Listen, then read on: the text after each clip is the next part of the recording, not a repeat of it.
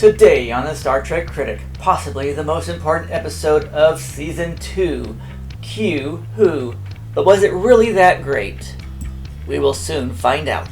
As you know, Trek struggled with introducing secondary characters, and here you meet Ensign Sonia Gomez for her first of 2 shows, fresh out of Starfleet Academy and way too eager to please. However, she does give everyone a valuable lesson.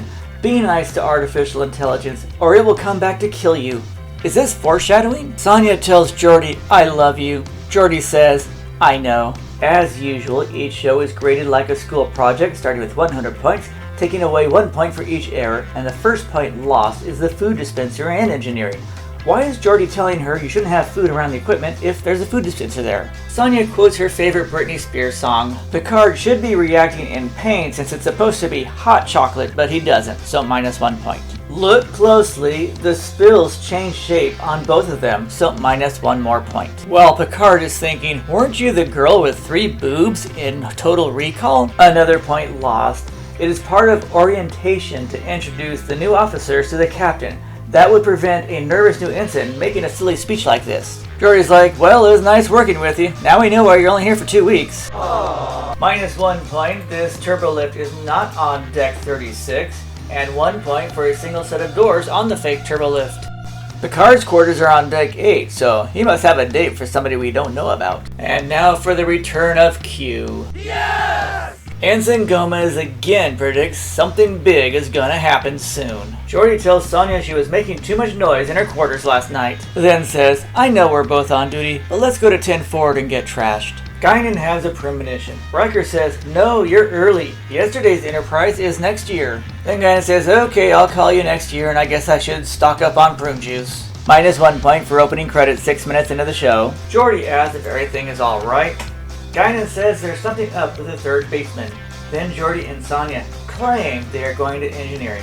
But anytime a couple leaves at staggered intervals, it means they are going to sneak off and do the nasty. It happened again, and Extra always crosses when the turbolift doors open. Deanna also has a premonition. Only the women notice something is wrong. That's sexist. The computer would say, Captain Picard, not the captain, so minus 1 point.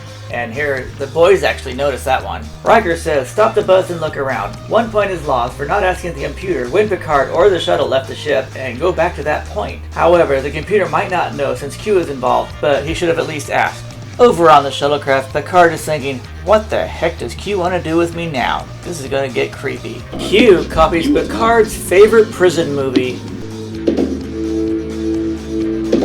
1 point is lost for 10 forward being empty. There's no indication that Q had all the people removed. And if he did, why is Guinan still there? And see, the computer says Captain Picard this time, not the captain. Q and Guinan have met before and they're acting like they went through a really bad divorce. Q says not to trust Guinan. Obviously, he's seen her on The View. Now he calls her a Catholic schoolgirl. This show just gets weirder and weirder, doesn't it? Q wants a job on the Enterprise. He says he's willing and able, ready to serve. But Picard says, no, it's ready and willing, able to serve. Q got voted out at the last Continuum Tribal Council. 1 point is lost here. They always do a recap of the previous Q shows whenever he shows up. Q has a point here, but Picard's goal is to be more arrogant than Q and says we don't need your help, even though you're probably trying to set us all up.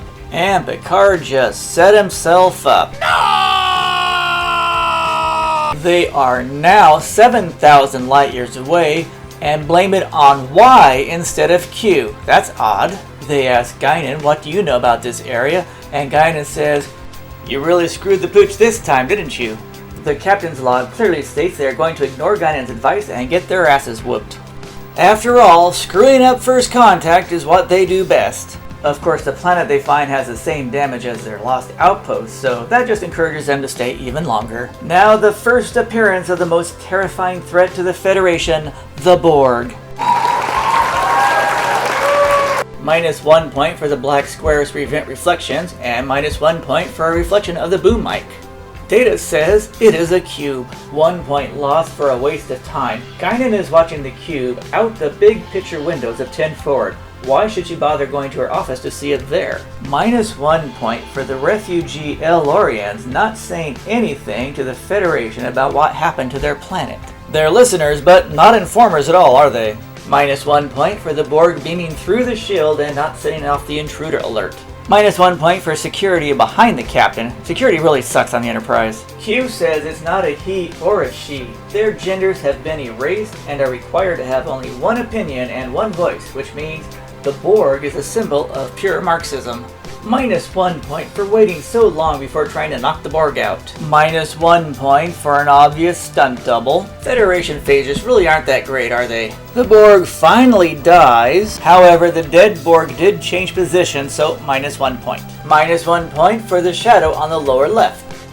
Picard invites Guinan to the conference for some expert advice, and she says they are all screwed. The Borg speak as a group voice. It is possible that not all Borg cubes have a Borg queen, so I can't take a point. Aww. -1 point here, since Captain Picard magically stops between two little white dots on the ground. Shout out to the special effects team. This is a great battle scene, but I can't show it all due to copyright claims. Right here, when Worf says 20% of the Borg vessel is damaged, they should have finished that ship off, so -1 point. They already know the Borg can adapt their shields. This phrase is symbolic of their relationship. Geordi says, "I love you." Sonya says, "I know." Sonya's upset about the death of the crew. Geordi says, "Sonya, I've been in these situations for years. The best thing to do is go to the cargo bay. The whole crew is having a pre-destruction orgy. All your worries will be gone, and all you'll think about is, well, those 18 missed the orgy. Sucks to be them." And there they go to the orgy in the cargo bay. Picard says, "Guinan, what else do you know?" And she says, "They're Marxists. They're not interested in wealth or power as you know it." Q's description of what the Borg want isn't quite assimilation, so -1 point. Visiting the Borg ship is a terrible idea because they end up learning nothing, so -1 point. This is the second time Guinan gives advice and the second time they ignore her. -1 point for the captain's log not having a star date. This might be the last piece of information Starfleet will receive before they get assimilated. -1 point for sending the second and third officers instead of a special research team. -1 point for rematerializing in closer positions. And this is about all they learned on their trip. Aww. Riker says, "Let's steal the baby and create our own Borg army." The Borg are a combination of artificial intelligence and living brain power. Talk about a double whammy. The ship is thinking itself back into shape. And since they didn't damage the entire Borg ship like they had the chance to, they're on the run for their lives, and they might die. Data states the obvious. Geordi tries to maintain the shields while Sonya stands in the background contemplating the sex they just had. -1 point for the Borg ship repairing itself like this. -1 point for a captain's log talking down to the audience like we forgot everything during the commercials. -1 point for firing at each other at warp speeds. That is totally impossible. Oh look, they've adapted. That's why they should have destroyed the whole thing when they had the chance. Q sticks his nose in it. "I told you my ego was bigger than yours." Picard tells Q what he wants to hear. So did Q take them out on that trip to win a pissing match with Picard, or did he actually want to warn them about the Borg?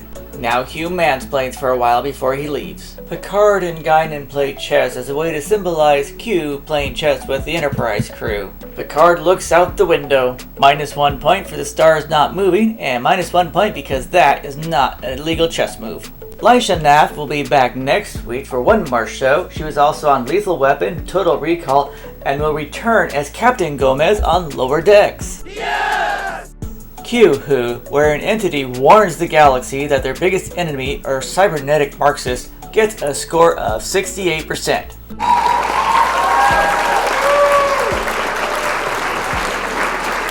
Thanks for viewing. Be sure to leave your comments below, click that like button, the share button, the subscribe button, and I'll see you again real soon.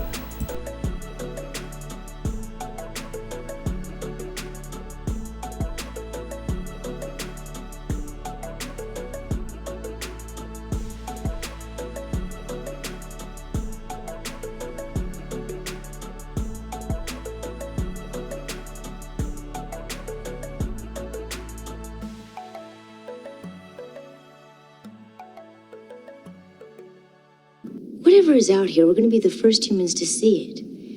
And I want to be a part of that.